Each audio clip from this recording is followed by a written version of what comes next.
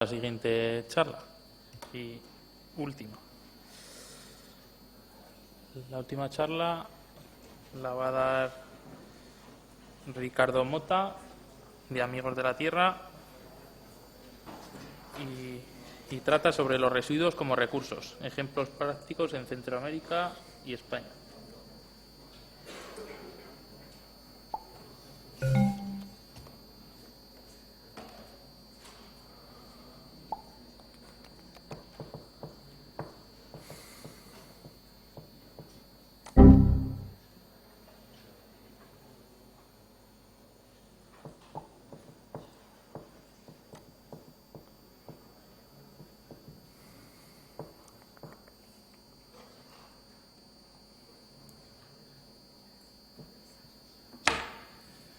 Pues buenas tardes a todos. Yo vengo aquí a presentar una experiencia de Amigos de la Tierra llevada desde el área de cooperación.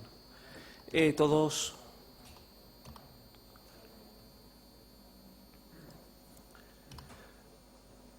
conocéis a Amigos de la Tierra, muchos conoceréis a Amigos de la Tierra, los compañeros que han estado aquí hoy con vosotros, y sabéis...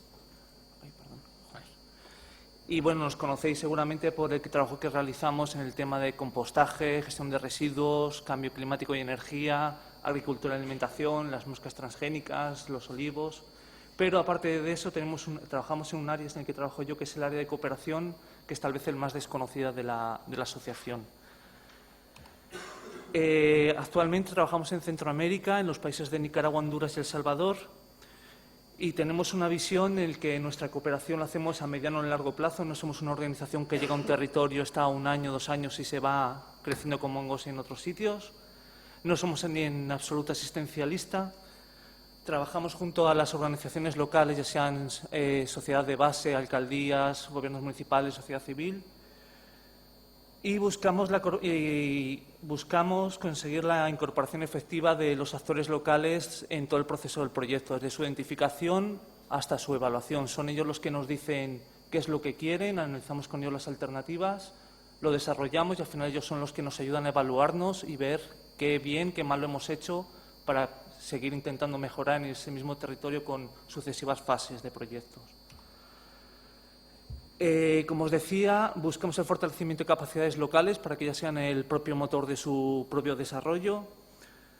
Tenemos una visión de desarrollo plural, no solamente visto desde el punto de vista ambiental, como se nos podría pensar al ser una asociación ecologista, sino también desde el punto de género, económico, social. Y con una fecha de caducidad nos planteamos si bien es a mediano o largo plazo, pero sí nos planteamos un proceso de caducidad. No queremos estar en un territorio para siempre, queremos apoyar unos proyectos, unas iniciativas y esperamos que en la vuelta de unos años nosotros nos podamos ir y que los procesos que hemos arrancado y fomentado con nuestros socios locales sigan funcionando sin necesidad de nosotros. Las temáticas, pues al ser una asociación ecologista, pues abordamos la vida cotidiana, se puede decir, desde un punto ambiental. Trabajamos, por supuesto, la gestión de residuos, fomento de alternativas económicas como puede ser el turismo comunitario, que es una fuerte fuente de recursos económicos actualmente, el tema de la soberanía alimentaria, diversificación de fincas, bancos de semillas, adaptación y mitigación del cambio climático, protección de la biodiversidad. Estamos trabajando en áreas protegidas de la mano de los ministerios, realizando los planes de manejo, su seguimiento. Estamos apoyando la formulación de las fichas de reserva de biosfera de la UNESCO para varias áreas protegidas en el centroamericano y cualquier otra temática que veamos que desde nuestros socios locales y la población civil nos hagan llegar y veamos que sí que podemos ayudar. Y lo que hoy os vamos a presentar es el trabajo que hemos hecho conjunto entre los compañeros de residuos Diana y Alodia, que están por aquí hoy, que es un poco, hemos intentado recopilar las experiencias exitosas que hemos tenido en Centroamérica y en España sobre el manejo de residuos a nivel general. No es tanto compostaje como es en vuestro caso, pero es el manejo integral de residuos. En este estudio habréis visto el folleto fuera. Lo que recogemos, como os digo, es experiencias exitosas de diferentes modelos de gestión de residuos. Tenemos desde experiencias de manejo domiciliar de compostaje, separación en origen de residuos inorgánicos, manejo municipal, por ejemplo, en Somoto, de una planta de tratamiento municipal de residuos sólidos, tanto orgánicos como inorgánicos. Casos muy particulares como el de Meanguera del Golfo, en el que es una isla y el problema que supone el traslado de los residuos a tierra firme, que sea un correcto manejo y que no terminen botados en el océano. Incluso manejo mancomunado de residuos, como es el caso de Asigolfo en El Salvador. ¿Por qué es necesaria una gestión sostenible de residuos? Las razones sociales, la mejora de la calidad de vida y social. Haciendo un correcto manejo de los residuos evitamos que proliferen vectores de enfermedades como pues en las ratas, mosquitos, con el dengue, enfermedad mortal. Generamos empleo, hemos conseguido que personas que antes malvivían rebuscando entre los vertederos para ver qué comer o qué poder vender, hemos conseguido incorporar a esas personas, esas familias, en las empresas o en las plantillas de las alcaldías que hacen la gestión de esos residuos sólidos. Razones económicas, porque botando los residuos no sacamos nada. En cambio, si hacemos un correcto manejo de ellos, ya sea la parte orgánica, el compost, se vende, se consigue un buen recurso económico, igual que de la parte inorgánica, plásticos, metal. Todos esos recursos, al venderlos, conseguimos una fuente de ingresos económicos que sirven para seguir manteniendo el sistema de recolección que estamos implantando. Y también estamos viendo que es importante aplicar el tema de tasas para acostumbrar a la gente que es un servicio y es necesario pagarlo. Y, por supuesto, las razones ambientales. La no correcta gestión de residuos orgánicos, inorgánicos, lo que hace es, lo que os decía un poco antes, la contaminación de suelos, agua, aire, y en el caso de los océanos, que ingentes cantidades de plástico, sobre todo de todo tipo de basuras, vayan a parar al océano. En esta guía nos hemos atrevido a dar como os decía, nuestra experiencia y hemos elaborado puntos muy claros de qué es lo que es necesario. Nosotros creemos que es necesario hacer. Como primer punto, es necesario saber cuál es la situación de partida, cuál es el diagnóstico. Ahí tenemos que saber qué tipos de residuos se generan y dónde. Si hay centros de producción concentrados, por ejemplo, un matadero en el que se producen restos orgánicos, el mercado donde hay más restos vegetales de verdura. Si en oficinas hay oficinas donde se producen principalmente restos de papel y cartón. Y si esos residuos se gestionan, si hay algún sistema de gestión implantado en el municipio, en la comunidad, o no hay ninguno. Hay que saber también a qué población atiende ese sistema de gestión, por si nosotros nos planteamos con nuestro socio local ampliar ese sistema de gestión. Y qué hacen las poblaciones, población rural sobre todo, que es donde estamos trabajando, qué hace que esa gente que no está atendida por el sistema de recolección municipal de residuos, qué hace con esa basura. Si la quema, si la tira, si la entierra, si hace compost, si tiene animales domésticos, ganado y se los da de alimento. Muy importante, también hay que ver cómo se financia la gestión de residuos. O sea, la alcaldía tiene que disponer de una serie de recursos económicos, ya sea para pagar las personas que hacen el sistema de recolección, el transporte, los camiones, el mantenimiento de los camiones, y hay que ver cómo se financia. O sea, al final, para que un sistema que implantemos nosotros con ayuda de la alcaldía y que, como pretendemos que al final de que nosotros nos vayamos siga siendo sostenible, se mantenga, es importantísimo no perder de vista el tema económico.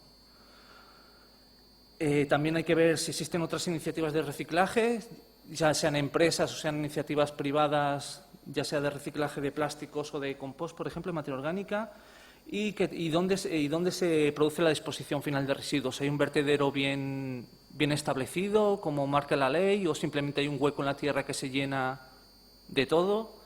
O si se tira al océano, ¿qué es lo que pasa con esa basura? Importantísimo es, sobre todo, contar con todos los actores locales. No nos podemos olvidar de ninguno. Ya no solamente con los gobiernos municipales, alcaldías, que son en principio, por normativa y por legislación, la entidad responsable de hacer esa gestión, ese manejo de residuos, sino también toda organización y sociedad civil que esté presente en el territorio, ya sean ONGs locales, otras ONGs de desarrollo, delegaciones de los ministerios, autoridades locales, ya sea sobre todo de salud, de educación, muy importantes para las campañas de educación ambiental y ver cómo afecta a la salud el buen manejo de los residuos. Y la sociedad civil, ya sean comités, asociaciones, cooperativas, todo. Hay que tener en cuenta todos los actores para tener en cuenta cómo trabajamos de forma sinérgica y podemos establecer alianzas con ellos. Luego, una vez que nos reunimos con todos y vemos qué es lo que entre todos queremos hacer y nosotros les queremos apoyar, tenemos que ver qué queremos hacer.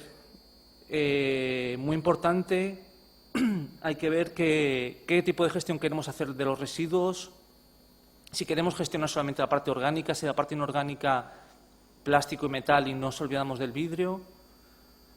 Y en función de esa identificación de lo que queremos hacer, tenemos que plantear las alternativas que nos planteamos en nuestro proyecto.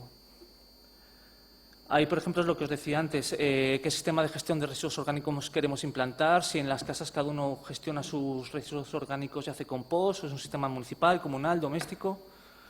Y, sobre todo, yo creo que es muy importante, nosotros lo hemos visto, la importancia de establecer proyectos piloto. Por ejemplo, en Somoto, lo que hemos visto es, a través de pequeños financiamientos año con año, lo que hemos empezado es hacer la gestión integral de residuos, tanto orgánicos como inorgánicos, en una parte muy pequeña de la población, a modo de proyecto piloto, y con las experiencias, los errores y los éxitos logrados hemos ido aprendiendo y los hemos ido ampliando al resto de la población, haciendo ya la gestión integral de todo el tipo de residuos.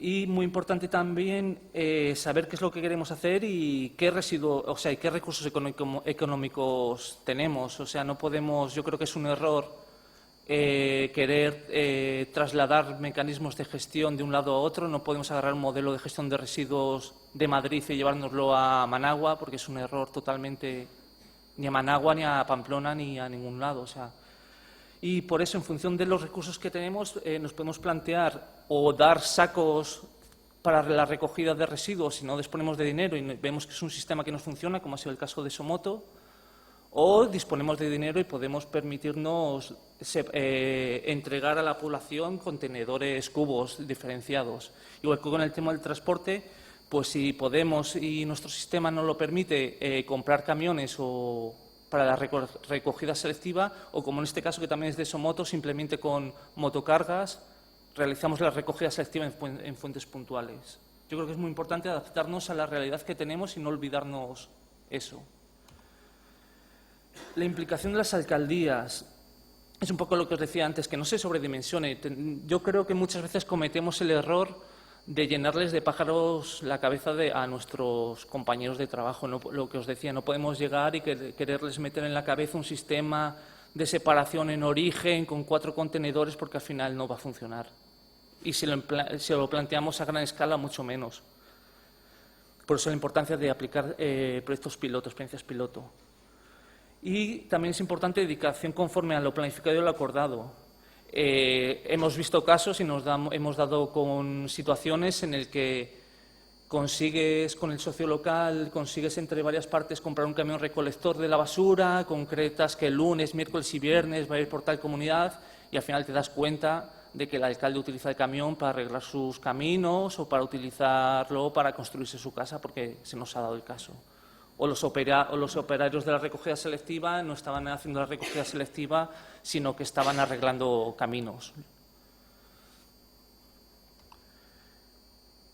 Esto es, también por eso os digo que es muy importante que sientan como propio el sistema. O sea, no tenemos que llegar a imponerles nada. Ellos tienen que identificarlo y sentirlo como propio y por ello lo van a cuidar. También es importante que todos los actores, no solamente la alcaldía, el gobierno local, haga aportaciones al proyecto. Al final, como se dice, de lo que no cuesta se hace fiesta. Entonces, tenemos que enseñar y meter la cultura, igual que con lo de las tasas de pago del sistema de recogida, de que todo el mundo aportamos, no solamente los españoles que llegamos desde España con el dinero, con la subvención, sino que la alcaldía. Por ejemplo, esas imágenes son de la planta de Somoto. Construimos con financiamiento del Ayuntamiento de Leganés, tras 4 o 5 años de trabajo y financiamiento, un centro de acopio, que es lo que veis, y la alcaldía ahí no solamente puso la mano de obra, sino el terreno, incluso puso materiales. O sea, al final, lo que cuesta se cuide, lo que te regalan muchas veces se deja perder. Algo muy importante que también tenemos que hacer una vez ya el sistema en funcionamiento es la evaluación continua. Nada de evaluación al principio o al final como nos lo pueden mandar los financiadores, sino evaluación continua, tanto de las capacidades que hemos generado en locales, las capacitaciones, formación a los técnicos locales que hacen manejo de la compostera, de los que separan los tipos de plástico, los tipos de papel, así como de la campaña de educación ambiental, pero no solamente en escuelas. Al final la campaña de educación ambiental está muy bien educar a las nuevas generaciones, como se dice, los niños en la escuela, en el instituto, pero al final los que hacen la separación de residuos son los padres en su casa y al final un poco viene condicionado. Y, por ejemplo, las imágenes es de la campaña puerta a puerta, se hacía un diagnóstico de cómo se hacía el sistema de recogida de residuos, cómo se separaba, si se tenía alguna dificultad. Y lo que os decía, la evaluación continua del propio sistema, si funcionan las rutas de recogida, si es cierto que pasan los días que están acordados, si se recoge todo, se deja por el camino, si se hace correctamente la separación en origen y la clasificación de los residuos, cómo se dispone finalmente la basura, si está acordado con la alcaldía que se mete en el vertedero, si va al vertedero o se quema o qué pasa. También es muy importante lo que decís vosotros también, el tema de la calidad de los abonos. Nosotros lo que hemos visto, porque al final el abono que se produce se vende, hemos visto que es importantísimo avalar la calidad de ese abono con análisis químicos. Al final uno no te compra por buena voluntad, sino al final porque tú lo que le vendes es de calidad y lo puedes demostrar. Posibles dificultades y barreras, pues esto va un poco lo que yo os decía, antes. Hay errores tanto de nuestra parte sobredimensionar los sistemas que queremos implementar y que al final no funcionan si no adaptamos a la realidad o lo queremos hacer a gran escala. Que lo que no se siente como propio, como necesitado, requerido por uno mismo no funciona porque se echa a perder. Una importantísima dificultad, pero que tenemos que tener en cuenta, es que lo ambiental, lamentablemente, muchas veces es lo último. Un gobierno local en Nicaragua, Honduras, El Salvador, poblaciones muy pequeñas, al final el tema ambiental es lo último en su preocupación porque antes tiene que arreglar los caminos para sacar las cosechas, muchísimos problemas, inundaciones, los ríos que se van. Bueno, vosotros habéis visto muchas veces las noticias, los desastres naturales que pasan en Nicaragua, Centroamérica, y al final, lamentablemente, lo ambiental es lo último que cuenta, pero también hay que comprenderlo. Hay que ver también el tema económico por el tema de lo de la sostenibilidad, lo que os decía un poco. Nosotros, nuestra idea es de que cuando se termina la subvención, se termina el financiamiento, todo eso que hemos llevado allí, tanto dinero, trabajo, no se caiga. O sea, nosotros queremos que el sistema implantado siga funcionando. Entonces hay que tener cuidado de que las personas para el sistema sigan trabajando. Por ejemplo, nos hemos encontrado casos en Honduras en el que la Junta de Andalucía creó un súper sistema ahí en la isla de Mapala, hizo un súper vertedero de un camión, una máquina, una pala removedora. Fuimos y está aparcado porque la alcaldía no tiene dinero para comprar gasolina ni para el camión ni para la excavadora. O sea, es lo que os digo un poco de no llenar de cabeza los pájaros a la cabeza, sino también hay que ser realistas y ver que si la alcaldía no va a poderse hacer cargo nunca de comprar combustible para una pala y una retroexcavadora, no se lo des. No lo metes en tu sistema, en tu idea de sistema. Y bueno, finalmente, pues en el documento, como veréis, hay unos estudios de casos que son los que aparecían al principio, porque hemos visto que en todos hay experiencias muy buenas que hay que salvar y hay que reseñar. Por ejemplo, en Somoto, en Nicaragua, en la zona norte de Somoto, es el caso de la primera empresa municipal que se hace cargo del sistema de gestión de residuos. Ha sacado de gente que estaba rebuscando en la basura, ahora son empleados de la empresa municipal y se producen 3 tipos de abono diferentes.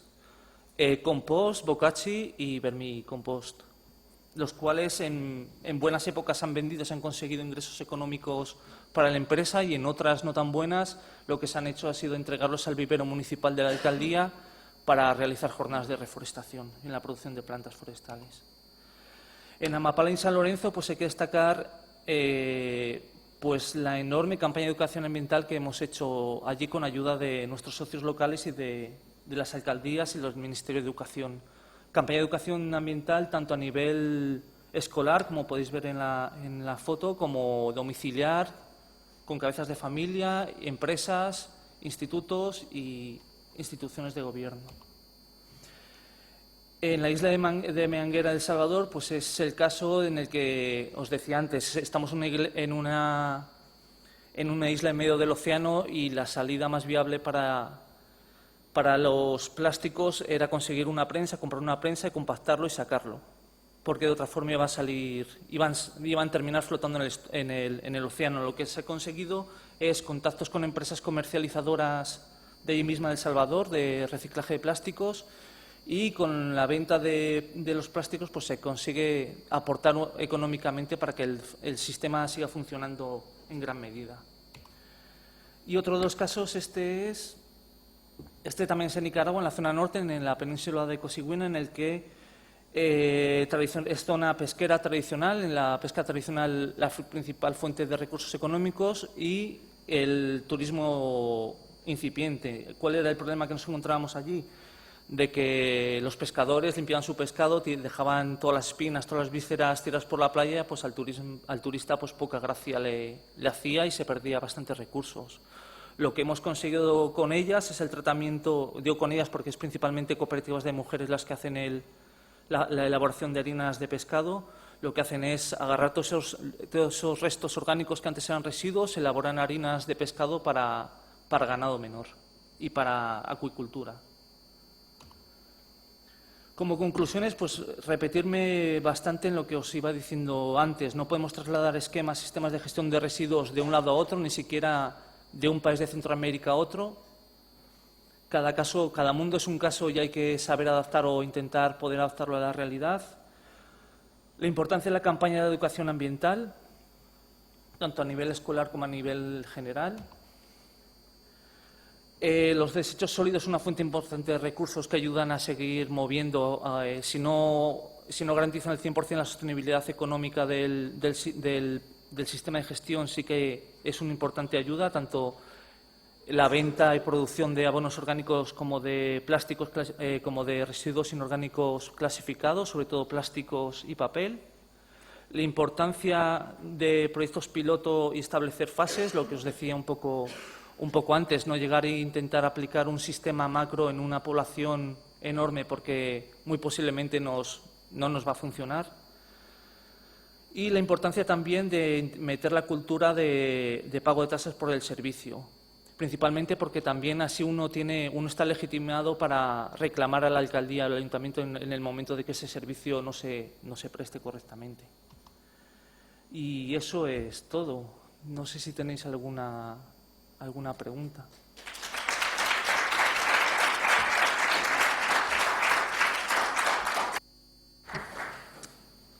¿Alguna pregunta? No.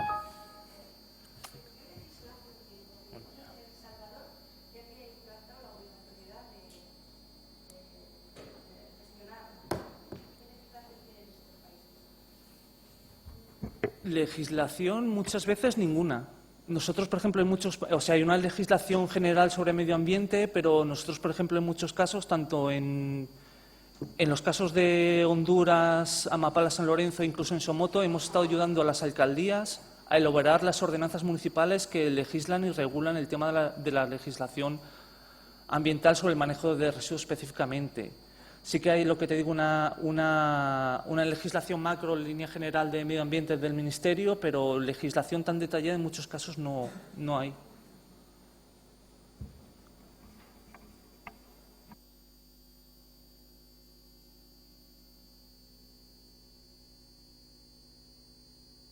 Pues el bokashi es un abono supuestamente fermentado. O sea, al final lo que se consigue es una fermentación muy rápida, en cuestión de días. Bueno, tened en cuenta de que allí en Centroamérica, media de temperatura 30 grados, humedad 45%, y lo que se hace es un aporte de proteína o de azúcar, sobre todo melaza.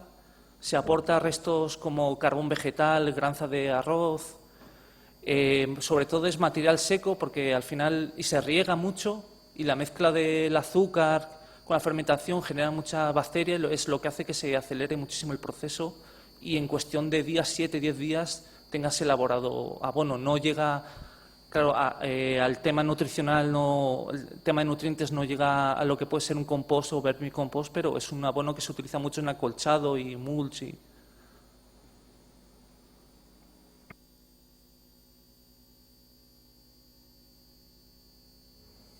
¿Alguna pregunta más?